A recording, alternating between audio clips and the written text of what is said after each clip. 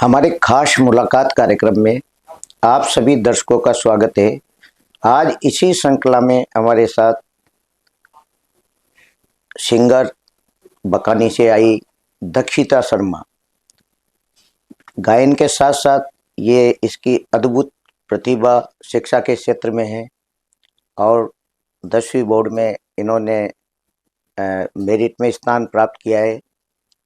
आज इनसे हम इनके गायन के बारे में भी जानेंगे और इनके शिक्षा क्षेत्र से जुड़ी बातें भी इनसे हम जानेंगे। आइए बात करते हैं दक्षिता शर्मा से।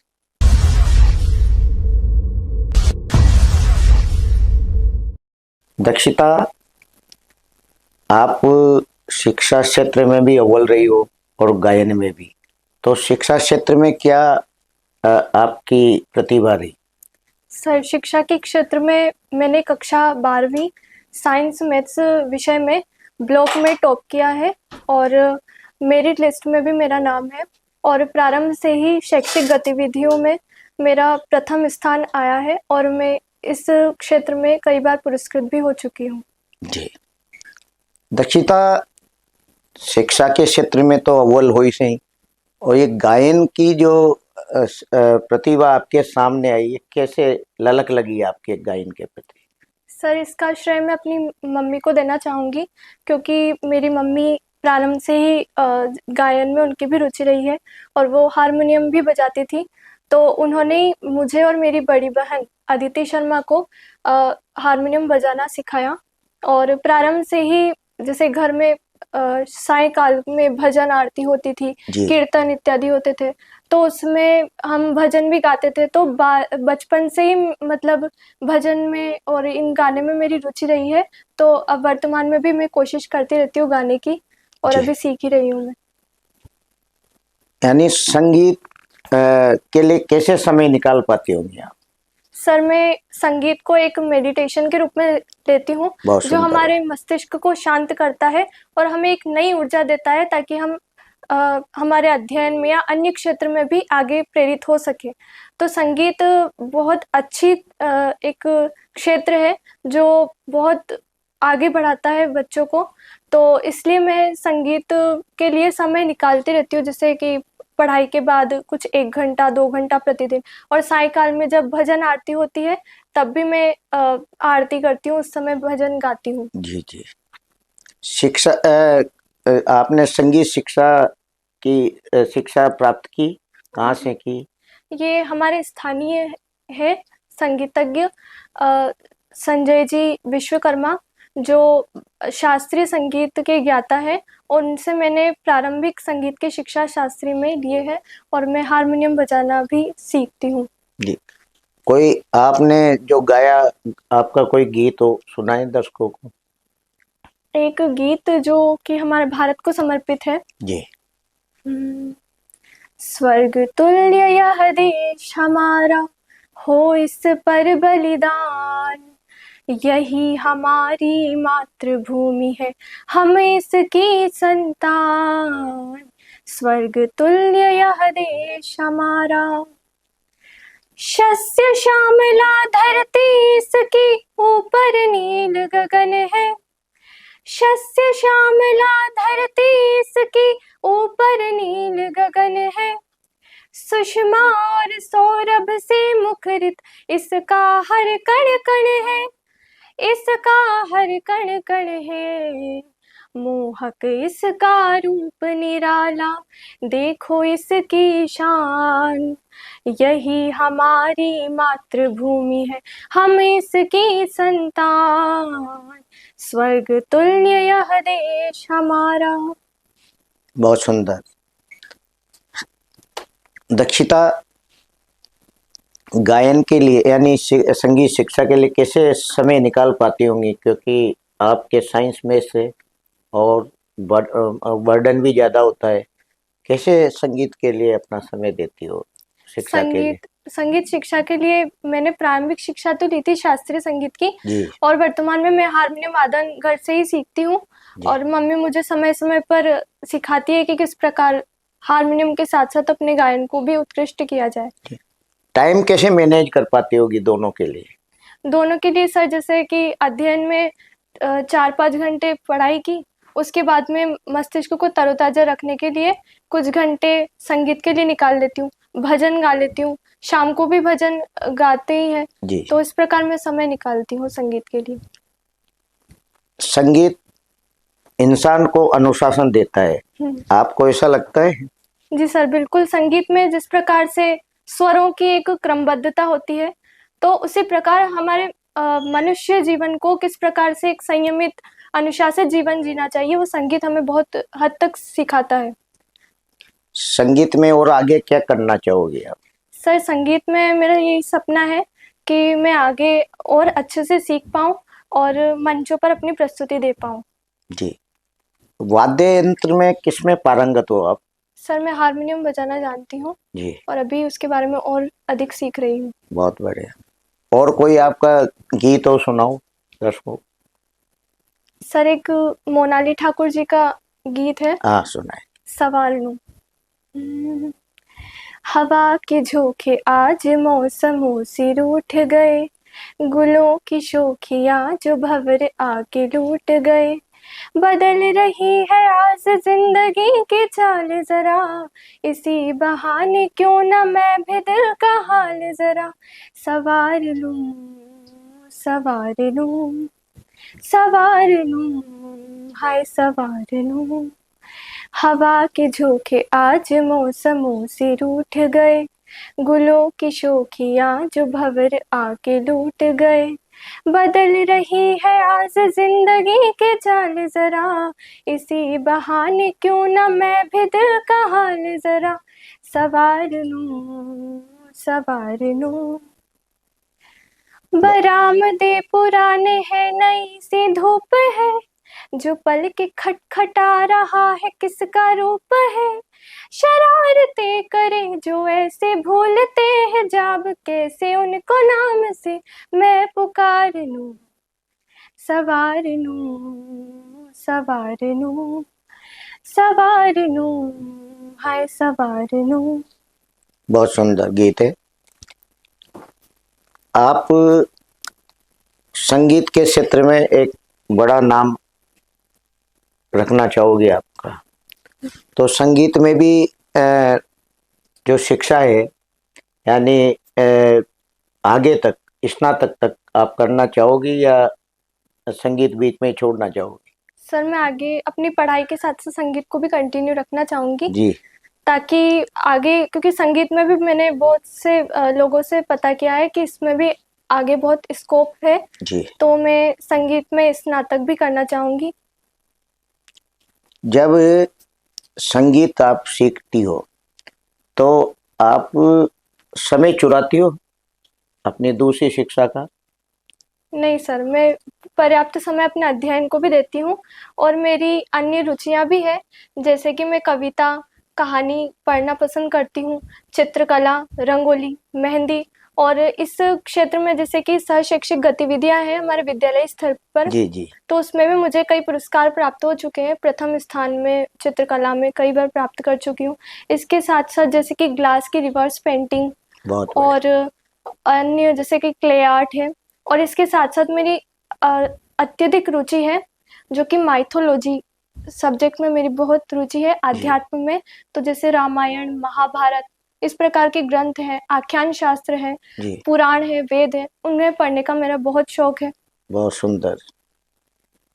इतनी छोटी सी उम्र में इतना बड़ा काम आप कर रही हो, कैसे कैसे समय निकाल पाते होंगे, क्योंकि हर इंसान इन सब चीज़ों का अध्ययन बहुत कम कर पाता है।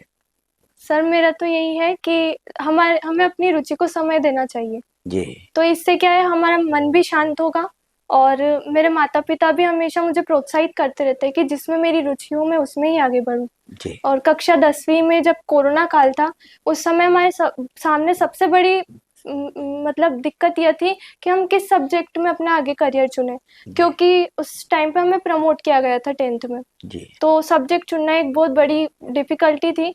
तो मेरे पापा ने कहा था कि जिस सब्जेक्ट में आपकी बहुत गहन रुचि हो, उसी सब्जेक्ट को आपको आगे चुनना चाहिए। तो इसलिए मैंने मैथ्स को चुना और 12th में मैंने टॉप किया और अपने पिता का नाम रोशन किया। बहुत बढ़िया। दक्षिता सही बात है। जब कोरोना का समय था, उस समय प्रमोट ही कक्षा, एक हाँ। कक्षा से अगली कक्षा में, वैसे और बच्चा जान भी नहीं पा सकता था अगली कक्षा में क्या कौन सा विषय लेना है। उसमें भी आपने अपना विषय लेकर और एक मेरिट पे स्थान प्राप्त किया है, बहुत बड़ी उपलब्धि है आपकी। मैं चाहता हूँ दक्षिता कि ये जो उम्र होती है, इसमें आपने संगीत सीखा, तो कभी अपनी माता पिता ने इसे रोका आपके लिए? नहीं सर, मेरे मम्मी-पापा ने तो हमेशा मुझे प्रेरित ही किया है कि आगे जिस भी विषय में, जिस भी क्षेत्र में आपकी रुचि हो, उसमें अपना करियर बनाओ। और मैं तो मानती हूँ कि संगीत में मेरी प्रारंभिक रुचि भी मेरे माता-पिता की ही देन है, जी क्योंकि मेरे मम्मी की बहुत ज़्यादा रुचि थी संगीत में और पिता की अध्ययन में बहुत रुचि थी। तो जी। मुझे लगता है कि अध्ययन के क्षेत्र में मेरा जो मुकाम है, वो मेरे पिता की देन है और संगीत में मेरा मुकाम मेरी माता की देन है। वाह दक्षिता, आप बहुमुखी प्रतिभा की धनी हो, यानी सब गुण आप में समाहित है, जैसा मैं सुन रहा हूँ आपसे। तो इन जैसे आपने बताया संगीत और शिक्षा दोनों एक साथ आपकी चल रही है, आनंद मिलता है इसमें? जी सर, बहुत आनंद मिलता है मुझे। इस शिक्षा के साथ-साथ जब हम अदर एक्टिविटीज़ में भी भाग लेते हैं, तो हमें एक प्रेरणा मिलती है और पढ़ाई को भी जब हम एक आनंद के रूप में लेते हैं, तो हम इसमें सफलता भी हासिल करते हैं। तो मैं युवाओं को ये संदेश देना चाहूँगी कि अगर आप पढ़ाई भी करते हैं, तो पढ़ाई के साथ-साथ अपनी रुचियों को भी समय दें, जी ताकि आप पढ़ाई और अच्छे से कर पाएँगे। जी। दक्षिता आपकी बड़ी बहन है, उनको भी संगीत से लगाव है और वह साहित्य क्षेत्र से भी जुड़ी हुई है, तो उनसे भी क्या आपने कोई प्रेरणा ली? जी सर, असलियत में तो वही मेरे मूल प्रेरणा की स्रोत है, जी क्योंकि वो कविताएँ भी लिखती है, मैं उन कविताओं को पढ़ती हूँ और उनसे बहुत कुछ प्रेरणा मुझे मिलती है और शिक्षा में भी वो मेरी बहुत मदद करती है। अभी मैं कॉम्पिटिटिव एग्ज़ाम्स की तैयारी कर रही हूँ, तो मेरी दीदी मुझे बहुत आगे प्रेरित करती है, किस प्रकार हमें अध्ययन करना चाहिए इस जी प्रकार। जी। यानी इन सब इतनी सारी प्रतिभाएं आप में हैं और इनके लिए भी समय छुड़ाना अलग चीज है। पढ़ाई में आप बता रही हैं कि प्रतियोगी परीक्षाओं की तैयारी में भी लगी हुई हो, कैसे समय मैनेज कर पाती हो? सर यही है कि सुबह से मैं प्रातःकाल जल्दी उठती हूँ, अच्छा। उसके बाद में कुछ समय समय संगीत साधना में भी देती हूँ मैं। जैसे कि पाठ करना है, हनुमान चालीसा जी या कुछ भी जैसे सरस्वती वंदना, तो प्रारंभ में करती हूँ। उसके बाद में मैं अपने अध्ययन में समय व्यतीत करती हूँ और उसके बाद में जैसे कि कुछ 1 या 2 घंटा चित्रकला या पेंटिंग, इसमें अपना समय व्यतीत करती हूँ और शाम को फिर पुनः संगीत में देती हूँ। बहुत बढ़िया। जाते जाते कोई एक रचना जो भी आपके मन में हो सुनाए। सर एक रचना तो है, जी। पर उसके साथ-साथ मैं अपनी माइथोलॉजी जो कि सब्जेक्ट है, हाँ हाँ हाँ। उसके बारे में भी कुछ बताना हाँ चाहूँगी। बताइए बताइए, बहुत ही बढ़िया बात है, तो दर्शकों तक पहुंचे बात आपकी। सर माइथोलॉजी एक ऐसा सब्जेक्ट है, ये एक इतिहास की शाखा है। लोगों का रुझान तो इस ओर रहता है, लेकिन लोग बहुत कम जान पाते हैं और इसमें अपना करियर कम से मतलब पता नहीं चल पाता उन्हें, तो नहीं बना पाते। तो मेरा मुख्य सपना ये भी है कि मैं माइथोलॉजी में भी अपना करियर बनाऊँ। जी माइथोलॉजी में जो पुराने चाहे किसी क्षेत्र की हो, देश की हो, संस्कृति की हो, पौराणिक कथाओं और परंपराओं का अध्ययन किया जाता है विस्तृत। इसमें हमें अपनी पुरानी संस्कृति से जुड़ने का मौका मिलता है और जैसे कि हमारे पुराने ग्रंथ रामायण, महाभारत, इनसे कई हमें शिक्षाप्रद मिलती है जो हमारे जीवन को एक सही दिशा प्रदान करती है, कैसे हमें अच्छा जीवन जी सकते हैं हम। तो माइथोलॉजी में मैं अध्ययन करती रहती हूँ और इसमें एक कुछ बातें जो मुझे पता चली है जी। कि जैसे कि पुराने काल में, जो कि वर्तमान में तो हमारा विज्ञान का युग है, तो बिल्कुल। कई खोजें हो चुकी हैं।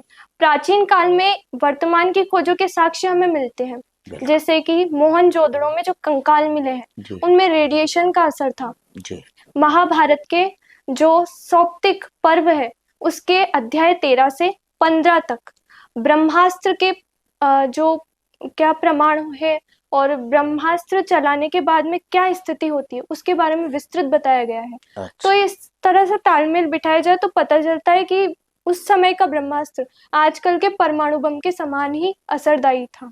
बिल्कुल सच बात। और इसके साथ साथ महाभारत में एक इस विशिष्ट चीज हमें देखने को मिलती है 18 का महत्व, कि महाभारत के अध्याय भी 18 है। बिल्कुल वेद व्यास जी द्वारा रचित जो ग्रंथ है महाभारत है, उसके साथ साथ उन्होंने 18 पुराण भी लिखे हैं। बिल्कुल और महाभारत युद्ध को जो उत्पन्न करने वाले थे या जिनका मुख्य योगदान था इसमें, वो उनकी भी संख्या भी 18 थी। 18 और अंत में महाभारत युद्ध के अंत में जो योद्धा बचे उनकी संख्या भी 18 थी। 18 पांडवों और कौरवों के जो अक्षौहिणी सेना थी उनकी कुल संख्या भी 18 थी।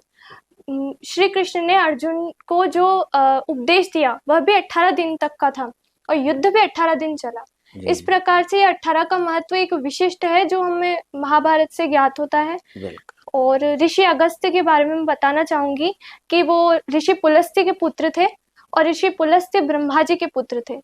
ऋषि अगस्त्य की पत्नी का नाम था लोपामुद्रा, जो कि उस समय की उच्च शिक्षित महिलाओं में से एक थी, विदुषी महिलाओं में। तो ऋषि अगस्त्य के बारे में कहा जाता है कि उन्होंने अगस्त्य संहिता नामक ग्रंथ लिखा। उसमें हमें वर्तमान विज्ञान के कई साक्ष्य मिलते हैं। जैसे कि वर्तमान में कहा जाता है कि किसी ने खोज की विद्युत की, तो उस समय के उनके श्लोकों से ज्ञात होता है कि उन्होंने कितने वर्ष पूर्व ही विद्युत की खोज की थी, कि एक मिट्टी के पात्र में किस प्रकार से यशत लेप डालकर उससे विद्युत उत्पन्न की जा सकती है। बिल्कुल। एक जगह उन्होंने ये भी बताया है कि 100 घड़ों को एक साथ एक ही क्रम में रखा जाए, जैसे कि वर्तमान सेल में रखा जाता है। बिल्कुल। उससे जब विद्युत उत्पन्न की जाती है तो उस विद्युत से जल को उदान वायु और प्राण वायु अर्थात ऑक्सीजन और हाइड्रोजन में विभाजित किया जा सकता है। ये उस समय की खोज थी जो वर्तमान में हमें देखने को मिलती है। सच कह। तो इस प्रकार से मैं उनका अध्ययन करती रहती हूँ और मुझे बहुत प्रेरणा मिलती है हमारे ऋषि मुनियों से, जिन्होंने इतने समय पहले ही इतनी खोजें कर ली थी। तो इस प्रकार दक्षिता, बहुत ज्ञान है आप में, वास्तव में आप बहुत आगे तक जाओगी। और जो आप जिस पर अध्ययन कर रही हो वह बहुत अच्छा विषय है और आने वाले युवाओं को इसके बारे में जानकारी भी मिलेगी इस मंच के द्वारा। जाते जाते कोई आपकी एक रचना और सुनाए। जी सर, एक रचना है। दीवारें ऊंची है, गलियां है तंग, लंबी डगर है पर हिम्मत है संग, पाँवों पे छाले है सांसें बुलंद, लड़ने चली हूँ आजादी की जंग, बेखौफ आजाद है जीना मुझे, बेखौफ आजाद है रहना मुझे, बेखौफ आजाद है जीना मुझे, बेखौफ आजाद है रहना मुझे, रीत की जंजीरें खा गई जंग, न्याय के मंदिर भी हो गए भंग, जमाना चले ना चले मेरे संग, बोलूंगी हल्ला आवाज दबंग, बेखौफ आजाद है कहना मुझे, बेखौफ आजाद है रहना मुझे, बेखौफ आजाद है कहना मुझे, बेखौफ आजाद है रहना मुझे। बहुत सुंदर। ये थी हमारे साथ बकानी से पधारी दक्षिता शर्मा, उभरती सिंगर और शिक्षा क्षेत्र में भी अव्वल रही हैं। बोर्ड में अपनी मेरिट में स्थान पाया है और साथ में गहरा ज्ञान इनके अंदर है। आज के युवा इस छोटी बच्ची से बहुत कुछ सीख सकते हैं और आने वाले समय में ऐसा मानती है कि गायन क्षेत्र और शिक्षा के क्षेत्र में ये आगे जाना चाहती है।